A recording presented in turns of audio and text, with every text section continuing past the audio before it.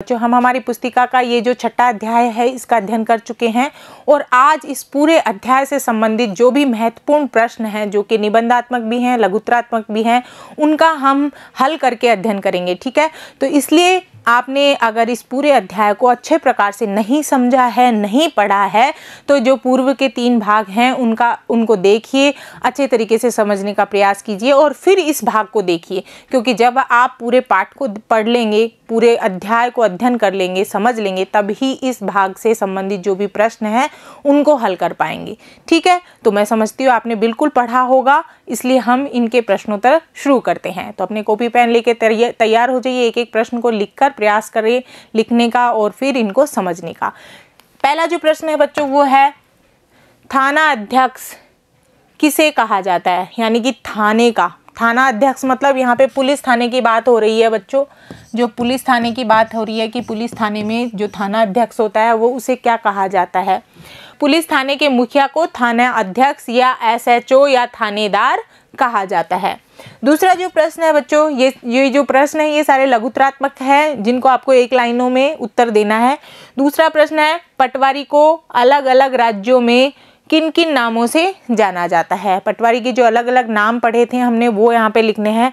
लेखपाल कहा जाता है पटवारी को, कर्मचारी कहा जाता है यानी कि ग्रामीण कर्मचारी कहा जाता है, ग्रामीण अधिकारी भी कहा जाता है, कहीं कहीं पे कानूनगो कहा जाता है। तो ये पटवारी के दूसरे नाम हो गए।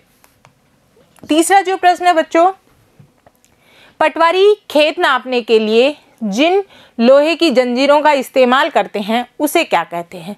हमने पढ़ा था लोहे की एक पट्टिका होती है, एक जंजीर होती है जिससे पटवारी खेत को नापता है, उसे कहते हैं जरीब। क्या कहा जाता है? जरीब।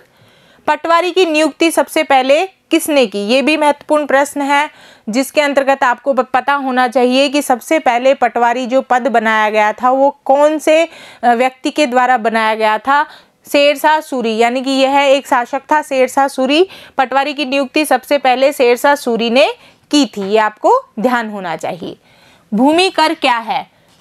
सरकार जमीन के मालिक से सालाना स्तर पर कुछ कर वसूलती है जिसे भूमि कर कहा जाता है। यानी कि साल भर में किसानों से अपनी ज़मीन में जो भी उत्पादन होता है उस भूमि के एवज में, उस उत्पादन के एवज में सरकार कुछ पैसे लेती है किसानों से जिसे भूमि कर कहा जाता है।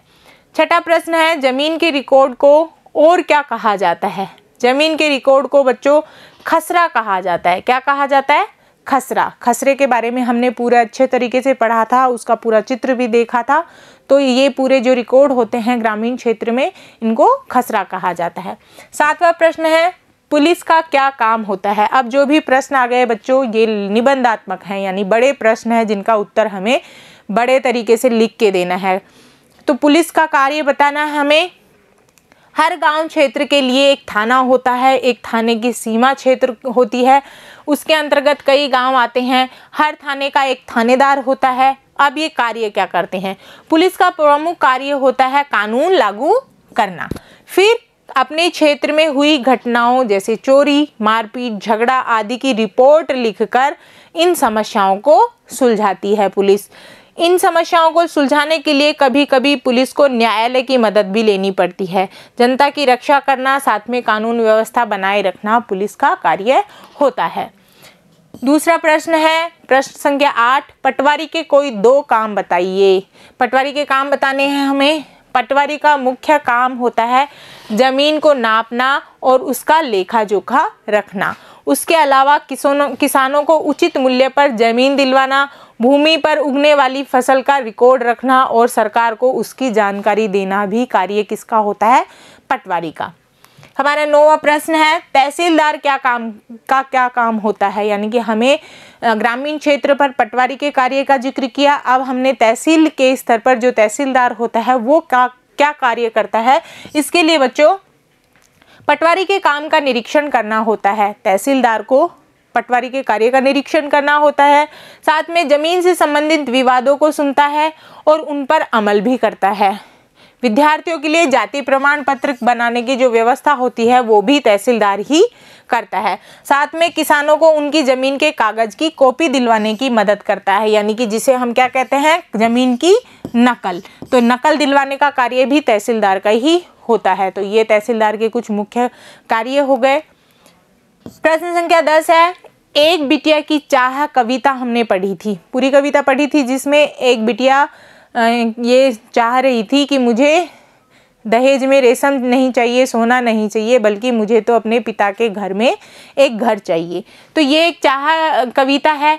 इस कविता में किस मुद्दे को उठाने की कोशिश की गई है? क्या आपको यह मुद्दा महत्वपूर्ण लगता है और क्यों लगता है? एक ही प्रश्न में दो चीज़ें पूछी गई है। पहले तो कविता का मुद्दा बताना है हमें, किस मुद्दे को उठाने की कोशिश की है, फिर यह मुद्दा, क्या आपको इस मुद्दा महत्वपूर्ण लगता है, आप सहमत हैं कि नहीं हैं, इसके बारे में आपको लिखना है। एक बिटिया की चाह कविता में किस मुद्दे को उठाने की कोशिश की है? लैंगिक भेद को, यानी कि लैंगिक असमानता जो हमारे समाज में हो रही है, लड़के और लड़कियों के बीच में, किस आधार पर कि जो ज़मीन होती है वो लड़कों के नाम पे होती है, लड़कियों के नाम पे नहीं होती। तो ये एक लैंगिक भेद है, यही मुद्दा ये कविता दर्शाती है। लैंगिक असमानता समाज की दृष्टि में व्याप्त स्त्री और पुरुषों में एक अंतर होता है। ये आपको देखो लैंगिक असमानता का परिभाषा भी दी है। पुराने समय से जो परंपराएं चली आ रही हैं उसके तहत विरासत में मिली संपत्ति को परिवार के पुरुषों में बांट दिया जाता था, वहीं घर की महिलाओं और बेटियों को इससे वंचित रखा जाता था। यह एक महत्वपूर्ण मुद्दा है क्योंकि यह समता के अधिकार से जुड़ा है। अब लोकतांत्रिक समाज में ऐसा करना उचित नहीं है। महिलाओं को इसमें बराबरी का अधिकार मिलना चाहिए और इसके लिए कानून बनाया है जिसको हिंदू उत्तराधिकार अधिनियम 2005 कहा जाता है। और इस कानून में सरकार ने एक नियम में संशोधन किया है। इस नियम के अनुसार परिवार में किसी व्यक्ति को जायदाद में उसकी बेटियों को भी बराबर हिस्सा दिया जाता है। अब ये जो कानून बना है इसमें जो नियमों में संशोधन करके बनाया गया है, तो इसमें अब लड़कों में और लड़कियों में बराबर संपत्ति को बांटना होता है। प्रश्न संख्या 11 है, पिछले पाठ में आपने पंचायत के बारे में पढ़ा। पंचायत और पटवारी का काम एक दूसरे से कैसे जुड़ा हुआ है? हमने जो हमारा पहले का पाठ पढ़ा था, अध्याय पढ़ा था, वो पंचायती राज से संबंधित था, जिसमें हमने पंचायत का जिक्र किया था। तो इसमें हमें पटवारी और पंचायत के जो कार्य हैं वो किस तरीके से समान हैं वो बात हमें लिखनी है।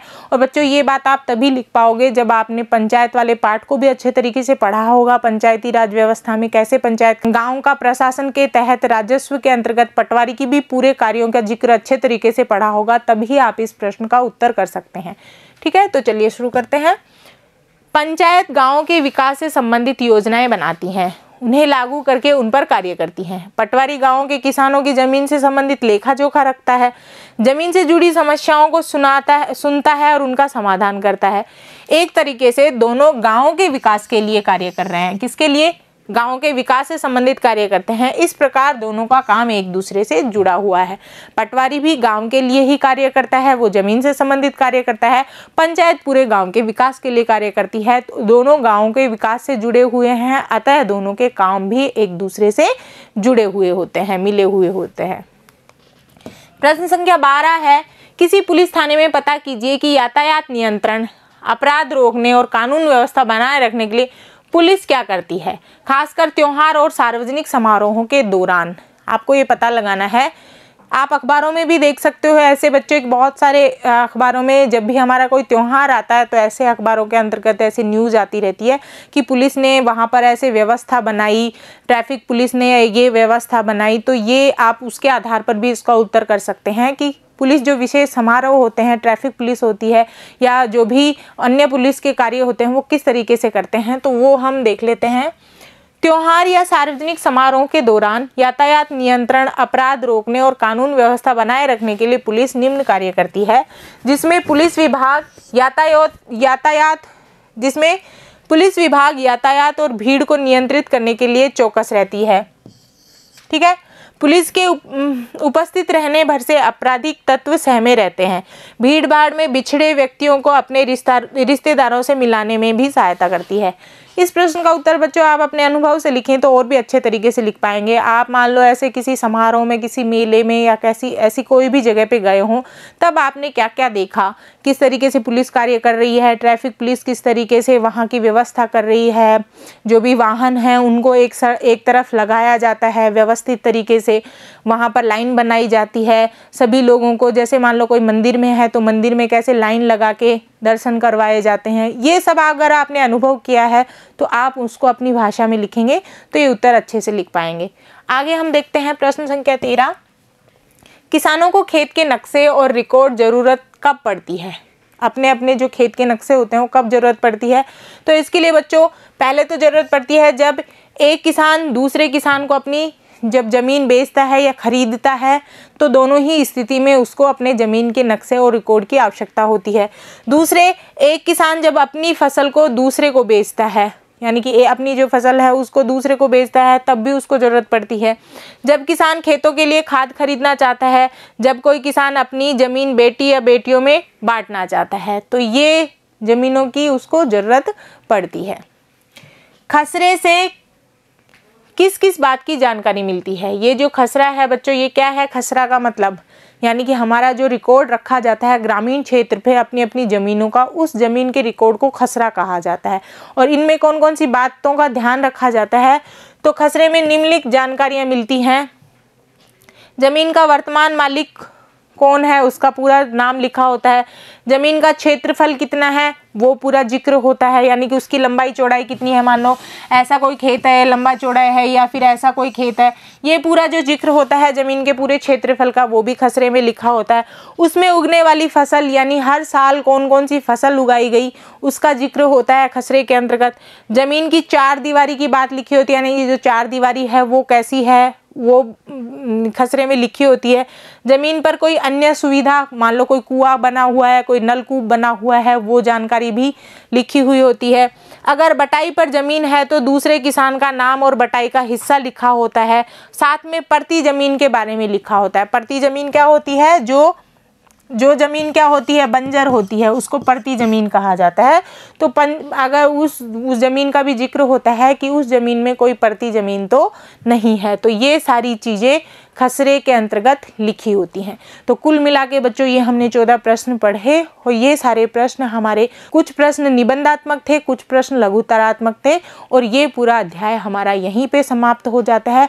साथ में जो हमारी पंचायती राज व्यवस्था की जो यूनिट है, इकाई है, वो भी यहाँ पर ही समाप्त हो जाती है। ठीक है बच्चों, तब तक के लिए बने रहिए। आपका बहुत बहुत धन्यवाद।